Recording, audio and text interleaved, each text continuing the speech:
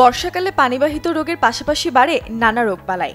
এই সময়টাতে শরীরের রোগ প্রতিরোধ ক্ষমতা বাড়াতে প্রয়োজন পুষ্টি সমৃদ্ধ সব খাবার, যা শরীরকে যোগাবে শক্তি।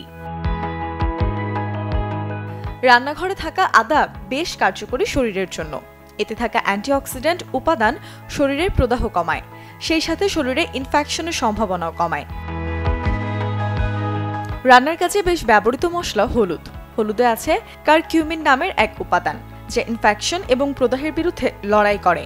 তাই শরীরে শক্তি যোগাতে দুধ, সবজি কিংবা স্যুপের সাথে হলুদ মিশিয়ে খেতে পারেন।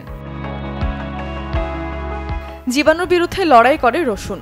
এতে থাকা অ্যালিসিন শরীরে সাদা রক্তকণিকা তৈরির মাধ্যমে রোগ প্রতিরোধ ক্ষমতা বাড়ায়।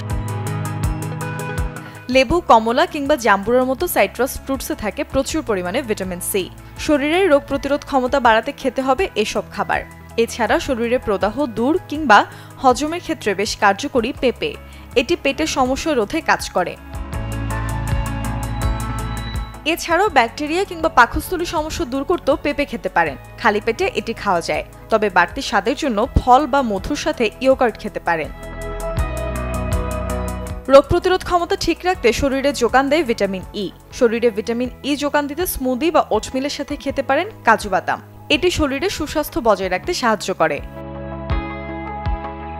এমন অনেকেই আছেন খাবারের পাতে শাকসবজি রাখতে চান না। শাকসবজিতে থাকে প্রচুর পরিমাণে অ্যান্টিঅক্সিডেন্ট ও বেটা ক্যারোটিন, যা ইনফেকশনের সাথে লড়াই করে, সেই সাথে বাড়ায় রোগ প্রতিরোধের ক্ষমতাও। Desk report, channel 24।